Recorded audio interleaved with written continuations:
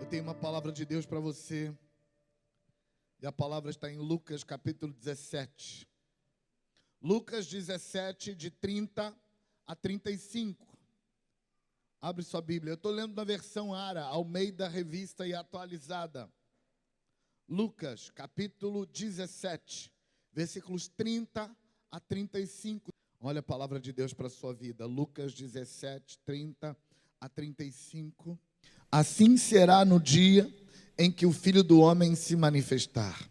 Naquele dia, quem estiver no eirado e tiver os seus bens em casa, não desta para tirá-los. E de igual modo, quem estiver no campo, não volte atrás. Lembrai-vos da mulher de Ló. Quem quiser preservar a sua vida, perdê-la-á. E quem a perder, de fato, a salvará. Digo-vos, naquela noite, 2 estarão numa cama, um será tomado e deixado o outro. 2 estarão juntas moendo, uma será tomada e deixada a outra. Versículo 32, lembrai-vos da mulher de Ló.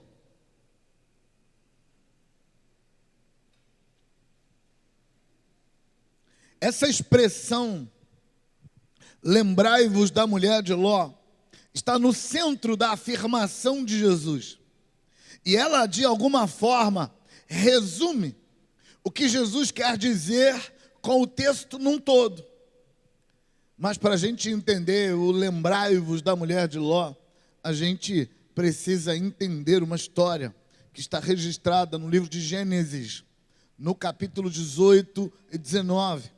Especialmente no versículo 19, porque no capítulo 19, porque no capítulo 18 começa um relacionamento entre Deus e Abraão, para ajudar a gente a entender que o que acontece no capítulo 19, quando Sodoma e Gomorra é destruída, é o inverso do que acontece no capítulo 18, porque ali no capítulo 18, Israel como nação está nascendo em Abraão. A conversa de Deus com Abraão no capítulo 18 dá a Abraão a aliança necessária para que no capítulo 19 Abraão comece o capítulo 19 de Gênesis tentando colocar diante de Deus a legalidade necessária para salvar Sodoma e Gomorra.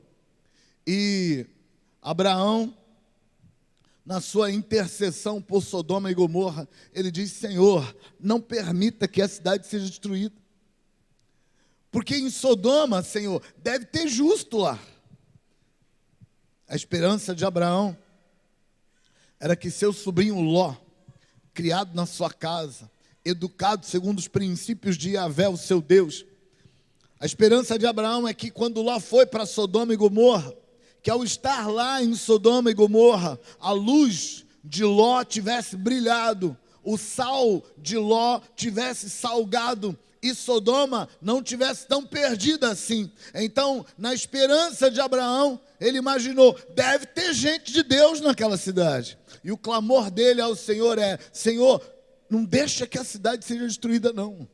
Faz uma intervenção para que a cidade não seja destruída. Senhor, deve ter justo lá. Se tiver 50, o Senhor vai fazer uma intervenção e salvar a cidade por causa dos 50? Deus disse: tá bom, Abraão, se tiver 50, eu vou salvar a cidade por causa de 50.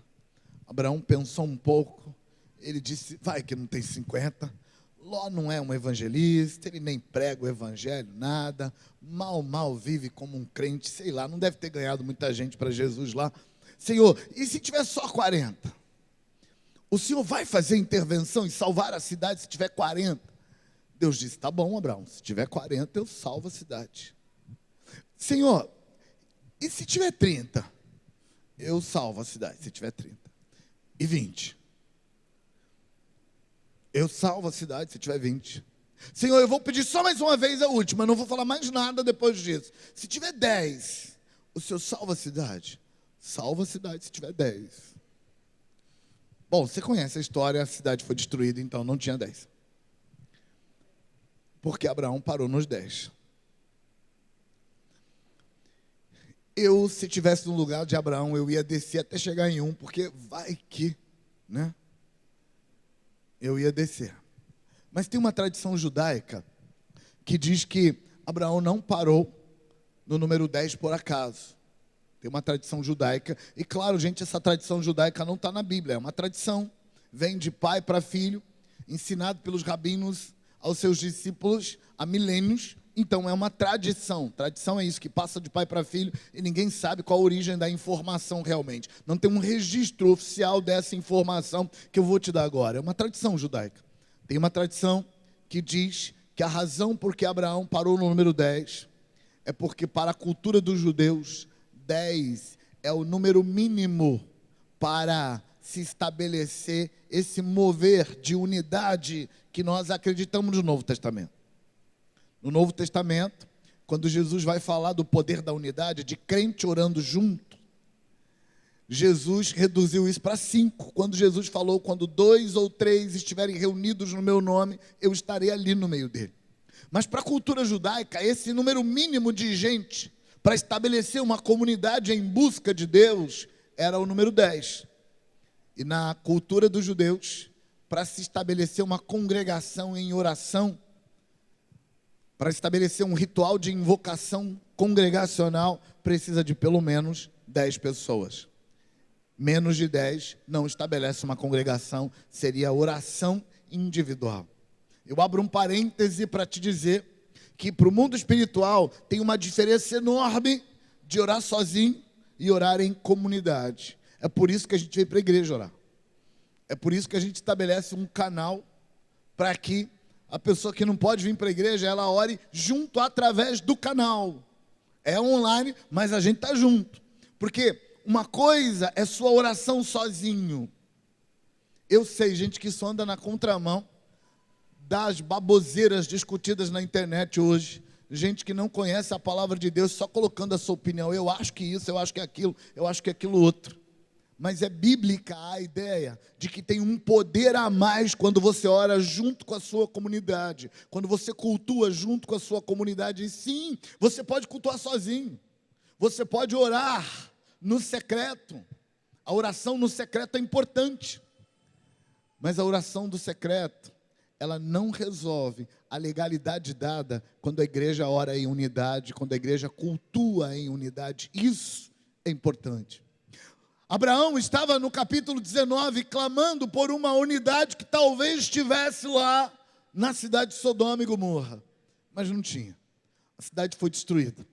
E o capítulo 19 nos conta, 19 de Gênesis, nos conta que não dava para salvar a cidade, mas dava para salvar um justo que tinha na cidade. Gente, imagina uma cidade inteira com um homem justo só.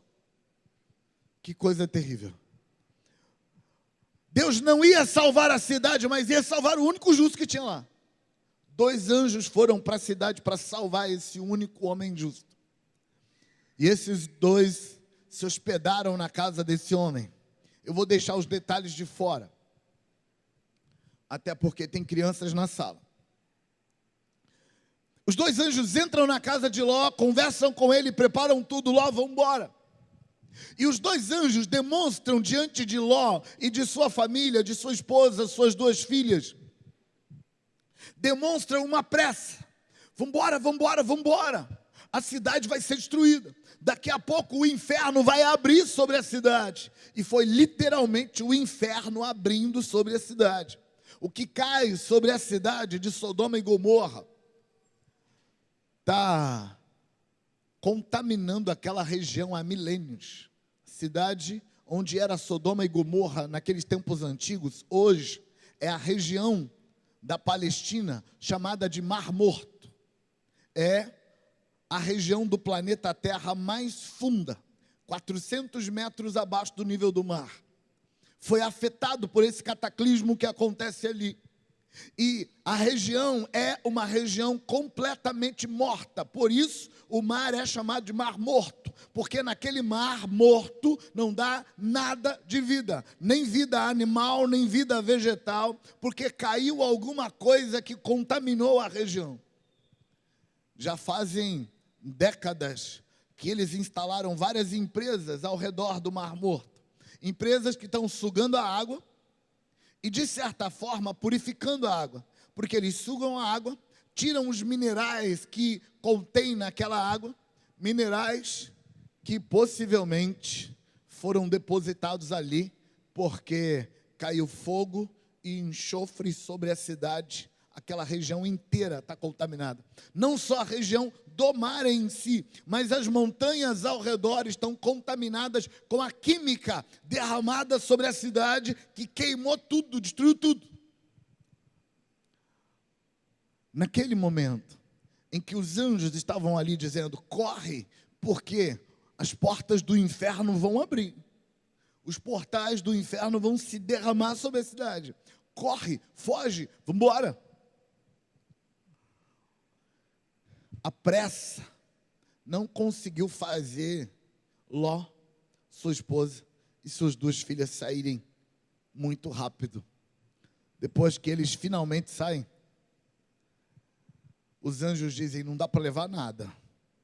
Porque se vocês se agarrarem a qualquer coisa, o peso que vocês vão carregar vão tirar de vocês a liberdade de correr.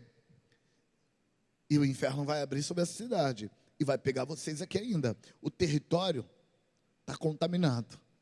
As trevas ganharam o direito de derramar o mal aqui. Enquanto você está nesse território, você não é seguro. Não está seguro. Você vai ficar seguro quando sair. Vamos embora, vamos embora, vamos embora. E eles saem dali, finalmente, desapegando de tudo, largando tudo, só com a roupa do corpo. Embora eu acho que a mulher de Ló levou umas joias, porque aquela dali não me engana. Eu acho que ela botou algumas coisas nos bolsos. E os anjos, vão embora. Finalmente eles conseguem sair, correndo da cidade. E aí já começou o clima a pesar. A sensação de que tinha alguma coisa pesada no ar, um cheiro estranho, já estava pesando na região. E os anjos, vão embora.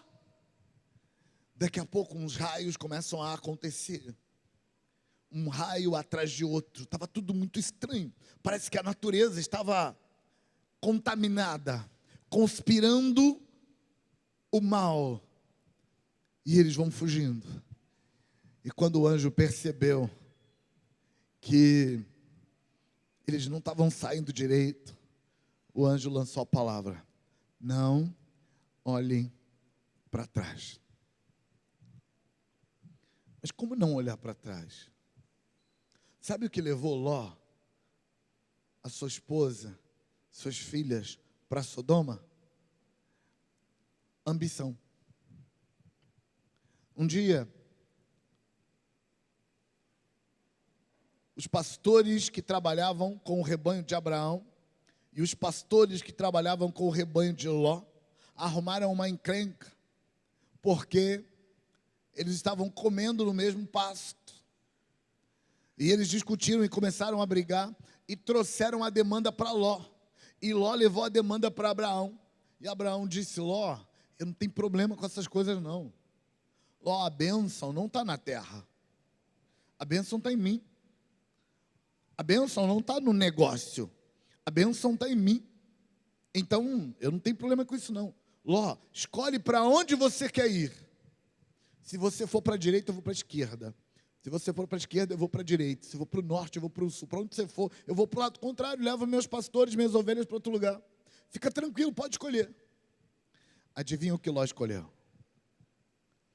Escolheu as campinas verdejantes de Sodoma e Gomorra. Pensa num lugar fértil, um lugar produtivo, um lugar rico.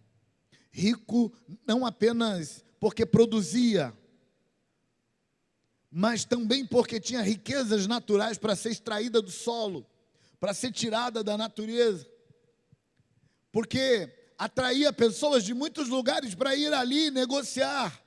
E as pessoas iam negociar e levavam outros produtos para fazer negociação. Sodoma era o lugar da oportunidade, Gomorra era o lugar da oportunidade. Então Ló vai para aquela região cheio de ansiedade para enriquecer. Eu ia dizer ansiedade para prosperar, mas o que Ló estava buscando não era prosperidade de verdade. Estava buscando abundância de bens. E abundância de bens nem sempre é prosperidade. Ló então vai para a região de Sodoma, abandonando Abraão e indo para um lugar onde ele entendia: vou ganhar mais dinheiro, vou ficar mais rico, vou ter mais bens. Então a razão que o leva a Sodoma e Gomorra é a oportunidade de ganhar mais ali. E agora, Sodoma e Gomorra abriram as regiões celestiais para que o mal caísse sobre eles. E quando o mal cai sobre eles, eles são obrigados a fugir sem levar nada. Menos a mulher de Ló, que eu tenho certeza, a Bíblia não fala, mas eu tenho certeza que ela levou alguma coisa. Aquela mulher não me engana. Eles estão fugindo. E a ordem do anjo é: não olha para trás, não olha para trás, não olha para trás. Então, num dado momento, a mulher de Ló olhou para trás. Mas como não olhar para trás, se a vida toda estava lá? O gado que eles acumularam estava lá. As joias e pedras preciosas e metais preciosos estavam lá. Os camelos usados para transportes no sistema de transportadora que eles tinham para transportar bens, estava lá. Os parceiros de negócio, a possibilidade de enriquecimento ficou lá. Eles estão saindo só com a roupa do corpo, mais nada. Não estão levando mala, não estão levando uma caravana de camelos para transportar seus bens, não estão levando nem as tendas. O próximo lugar onde eles vão se esconder é em cavernas, porque não levaram pele de animais para montar uma tenda e ficar debaixo. Eles tiveram que esconder numa caverna, eles não estão levando nada. E por que não estão levando nada? Num dado momento, a mulher de Ló dá um suspiro e olha para trás. Quando ela olha para trás, parte daquele mal que estava caindo sobre Sodoma atingiu, e ela foi, como diz o texto do capítulo 19 de Gênesis, ela foi transformada numa estátua de sal. Quando a gente escuta transformada numa estátua de sal, a gente pensa que uma mágica foi feita e ela se transformou numa estátua de sal. Mas não foi isso que aconteceu. O que acontece com aquela mulher é que o que estava caindo do céu sobre Sodoma e Gomorra era basicamente sais. O enxofre é um tipo de sal. Mas não havia apenas enxofre. Quando eles fazem extração do Mar Morto hoje, além de enxofre, eles tiram daquele lugar uma quantidade enorme, assustadora, de sais e minerais que estão hoje sendo usados na indústria cosmética e farmacêutica pelo planeta todo. É famosíssimo pelo mundo afora os cosméticos extraídos do Mar Morto. Significa que havia muitos sais caindo. E sais, gente, falando de produtos químicos que produzem queimadura. Fogo e enxofre implica que havia a queimadura do próprio fogo, mas havia também a queimadura de ácidos caindo do céu. Enxofre é a base para o famosíssimo ácido sulfúrico. Então estava caindo ácido sulfúrico do céu. Se você coloca um pedaço de metal dentro de uma solução de ácido sulfúrico, você volta ali daqui a algumas horas e o metal derreteu no ácido. Era isso que estava caindo sobre Sodoma.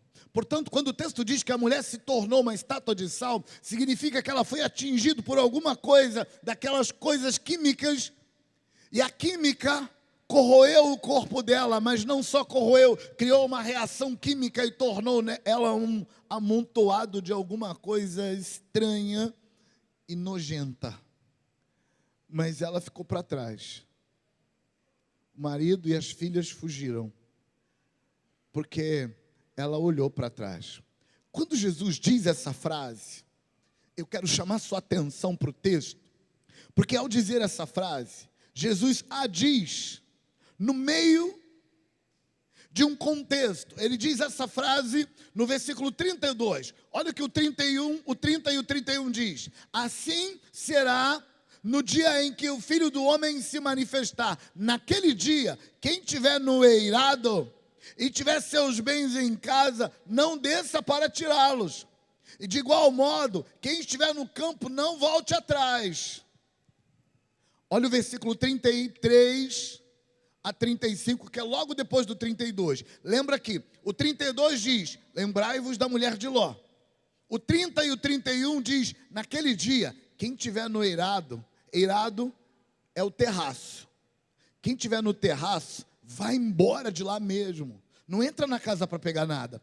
Quem tiver lá no campo, fala de alguém que tem uma fazenda e tem a sede da fazenda, ele está lá no campo trabalhando, foge de lá mesmo, não volta em casa para pegar nada. Aí vem o versículo 32, lembra da mulher de Ló. Aí o versículo 33 continua com o mesmo sentimento: quem quiser preservar a sua vida, vai perder ela. E quem aceitar perder a sua vida, vai salvá-la. Digo-vos que naquela noite, 2 estarão numa cama, um será levado e outro será deixado. 2 mulheres estarão juntas moendo no campo, uma será tomada e a outra será deixada. Lembrai-vos da mulher de Ló, está no meio de um conjunto de afirmações. E o que esse conjunto de afirmações diz?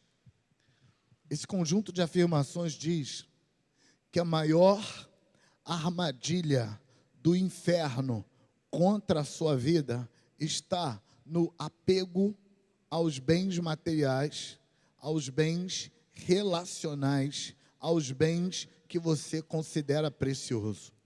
Tudo nessa vida que você tem medo de perder, o texto diz, vai te fazer se perder. A ideia que Jesus quer passar para mim e para você, quando Ele nos convida a lembrar da mulher de Ló, é que nós devíamos lidar com as preciosidades da vida como coisas passageiras. Porque se a gente não lidar com tudo que a gente considera precioso nessa vida como uma coisa passageira, o resultado é que essa coisa passageira vai nos enlaçar, vai nos prender emocionalmente e espiritualmente. E isso, fatalmente, nos afastará de Deus, nos afastará do plano de Deus para nós. Deixa eu te contar uma coisa. Tudo nessa vida que você tem medo de perder será usado pelas trevas para te chantagear, para te ameaçar e para te convencer a abandonar Deus. Lembrai-vos da mulher de Ló? Implica que tem coisas mais preciosas do que aquilo que você chama de precioso. A mulher de Ló, por exemplo, estava lutando para salvar a vida. Mas como ela tinha alguma coisa que era mais preciosa para ela do que a própria vida, ela perdeu o precioso dela e perdeu a vida. Jesus está falando disso. Ele está dizendo, imagina uma pessoa que está no terraço, e aí ele descobre que a casa dele pegou fogo. O que ele quer fazer? Sim, não dá para salvar mais a casa, mas tem alguma coisa preciosa dentro da casa. Ele vai fugir para que o fogo não o queime, mas antes de fugir, Jesus está dizendo, ele vai descer por uma janela, passar por uma escada, entrar dentro da casa, pegar o que é precioso e depois sair. A casa vai queimar, tudo bem, mas o que eu tenho de precioso eu tenho que tirar lá de dentro. E Jesus está dizendo, não. Você está no terraço, a casa está pegando fogo, vai embora. Mas eu tenho uma coisa preciosa lá dentro, tem uma coisa mais preciosa aqui fora. Jesus está falando que os últimos dias vão estar cheias de pequenas armadilhas como essa. Ele está falando de alguém que está lá no campo. E aí, de longe, ele percebe, a casa pegou fogo. A casa não dá para salvar. Mas ele se lembra, tem uma coisa preciosa dentro da casa que está pegando fogo. Eu vou voltar, vou entrar na casa. Claro que eu vou fugir, a casa está pegando fogo. Não tem jeito. Mas eu vou entrar e vou salvar o que eu tenho de precioso lá dentro. Jesus está dizendo, tem uma coisa mais preciosa. A vida que mora em você. Jesus está usando isso como metáfora para dizer para nós que nos últimos dias as trevas vão apelar para os nossos tesouros uma vez após outra. O que é um tesouro para você? As trevas vão apelar para isso. E as trevas vão provocar na sua alma a dor do luto. Uma das dores mais poderosas que pode atingir a nossa psique, as nossas emoções, é a dor do luto. É aquela sensação angustiante de perda irreparável. Aquela sensação que o homem que tem um carro bom sente quando dá PT. Ele até esquece que na batida ele saiu vivo quando a notícia é deu PT e não tem seguro. A dor na alma é tão grande que ele até esquece de ser grato, porque graças a Deus eu estou vivo e estou inteiro. Porque tem uma dor de luto. Essa dor de luto, de perda irreparável, de eu estou correndo o risco de perder alguma coisa, eu estou correndo o risco de tomar um prejuízo, eu estou correndo o risco de algo que eu queria muito não ser dado a mim, algo que eu amei muito não ser dado a mim. As mulheres sofrem menos quando dá PT no carro, mas elas sofrem mais quando ela percebe que um filho, ou que alguém do seu ninho, ou que o seu próprio ninho está perdido. O luto é muito parecido, porque a natureza da mulher é diferente do homem. A mulher é voltada para o ninho, o homem é voltado para fora do ninho. Então eles sofrem por coisas diferentes. Mas o que Jesus está falando é que esse sofrimento, esse medo de perder, esse medo de ficar no prejuízo, esse medo de aquilo que eu lutei tanto para conseguir, que eu lutei tanto para amealhar, para juntar na vida, aquilo que eu queria tanto, que eu buscava tanto, que eu amei tanto, que eu desejei tanto, agora eu estou perdendo. Essa dor de eu estou perdendo, Jesus está dizendo que nos últimos dias vai ser a principal armadilha para te afastar de Deus e te levar para o inferno. Então o convite de Jesus, quando ele diz, lembrai-vos da mulher de Ló, o convite dele é, aceita perder. Sabe, a gente não precisa pensar na perda, se está tudo bem, não precisa. Funcionando direitinho, o dinheiro está entrando, as contas estão sendo pagas, a família está direitinho, os bens estão funcionando. Está tranquilo? Beleza, não tem que pensar em perda. Mas, no meio de um incêndio, você não pode demorar de pensar. No meio de um incêndio, você tem que pensar rápido e dizer, o que vale mais para mim? Então, deixa perder todo o resto. O que Jesus está dizendo é que os últimos dias é tempo de incêndio. O que Jesus está dizendo é que os últimos dias é tempo de coisas complicadas acontecerem. Que os últimos dias é tempo de muitas perdas. Sabe, quando você lê o Apocalipse, você vira uma página, morreu 1/3 da terra, morreu 1/4 da terra, morreu 1/4 dos animais, morreu 1/3 das árvores do campo.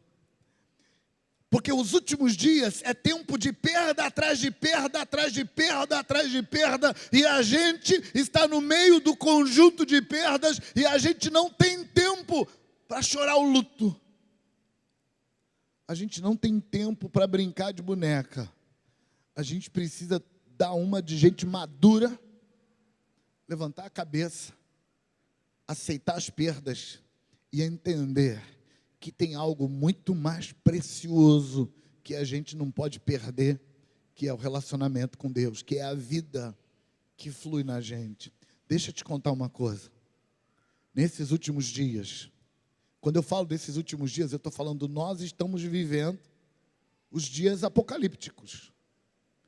A gente viu muito claramente como que nós estamos despreparados para lidar com o luto durante a pandemia. O medo, o pavor que tomou conta da alma humana, quando a gente percebeu que a pandemia não era de brincadeira, que o negócio era real, que as pessoas estavam morrendo mesmo, que não era só longe da gente, porque normalmente as desgraças são muito longe da gente. A gente começou a perceber que ela estava vindo para muito perto. Nessa hora, a maioria de nós percebeu que a gente não está pronto para lidar com o luto. O luto desespera a gente, o luto desestrutura a gente. O luto faz a gente negociar valores inegociáveis. E é disso que Jesus está falando. Se for verdade, se a gente realmente está chegando nos últimos dias, eu queria dizer que estou de acordo com a irmã Rita. Eu não tenho 70 anos, mas eu também quero ser arrebatado. Mas se a gente realmente está chegando nos últimos dias, então essa pandemia foi só o começo. E sim, eu sei que tem cientistas e profetas do caos provando por A mais B que naturalmente essa pandemia foi só o começo, que tem muito mais coisa vindo por aí. Mas esquecendo os profetas do caos, esquecendo os cientistas malucos que fazem uns cálculos absurdos, esquecendo tudo isso, se a gente for olhar só para a Bíblia prevê que nos últimos dias vai ser algo assim. Vai ter luto atrás de luto, perda atrás de perda, coisa errada atrás de coisa errada. E a pergunta que tem que ficar para a gente é: eu posso realmente arriscar o que eu tenho de mais precioso para não perder uma coisa preciosa? Ou eu posso simplesmente dizer: dane-se, eu sou de Deus, tiver que perder, perca, porque o que eu não posso perder é a minha relação com Deus. Isso eu não posso perder. Isso aqui pode perder, deixa embora. Aquilo ali pode perder, deixa embora. Isso aqui pode perder, deixa embora. O que eu não posso perder? Eu não posso perder a vida que Deus colocou em mim, minha relação com Ele. Por que isso é importante? Porque quando o luto bate na sua porta, dá uma raiva de Deus. Desculpa te contar isso, mas Deus é a primeira pessoa que a gente culpa. Dá um medo de: e se eu confiar em Deus e der tudo errado? Se eu estou servindo a Deus e as coisas dão errado, então para que eu quero esse Deus? O luto é uma dor tão grande que muitas vezes ela faz você olhar para trás. E o chamado de Deus para você hoje é: lembra da mulher de Ló. Por medo de perder, ela perdeu tudo. Por medo de perder, ela perdeu mais. O primeiro medo de perder que ela teve foi quando não tinha pasto para as ovelhas de Ló e para as ovelhas de Abraão. O medo de perder fez eles irem para Sodoma. As coisas complicaram lá. O medo de perder fez eles negociarem valores e irem se entregando à sodomia. O medo de perder fez com que eles ficassem com medo de fugir da cidade quando a cidade começou a ser destruída. O medo de perder fez a mulher virar uma estátua de sal. Deixa eu te contar, perder faz parte da vida. Para de chorar. E não, quando eu falo para de chorar, eu não estou dizendo que você não pode botar sua dor para fora e desabafar seu luto. Não é isso. Eu seria a última pessoa do mundo a não deixar você desabafar seu luto. Quando eu falo de para de chorar, eu estou querendo dizer, para de infantilidade, para de culpar Deus porque as coisas estão dando errado no mundo, para de culpar Deus porque as coisas que você queria não estão sendo dadas a você, porque os seus prazos não estão sendo respeitados, porque você queria para ontem, mas Deus deixou chegar só amanhã. Para de meninice e toma a postura de quem está vivendo os últimos dias, porque nós estamos vivendo os últimos dias. Lida com a perda como parte da vida e não deixa que a perda roube seu Deus. Não deixe que as coisas que deram errado na sua vida te convença que Deus te abandonou, que Deus não te ama, que Deus não se importa. Louvor, socorro.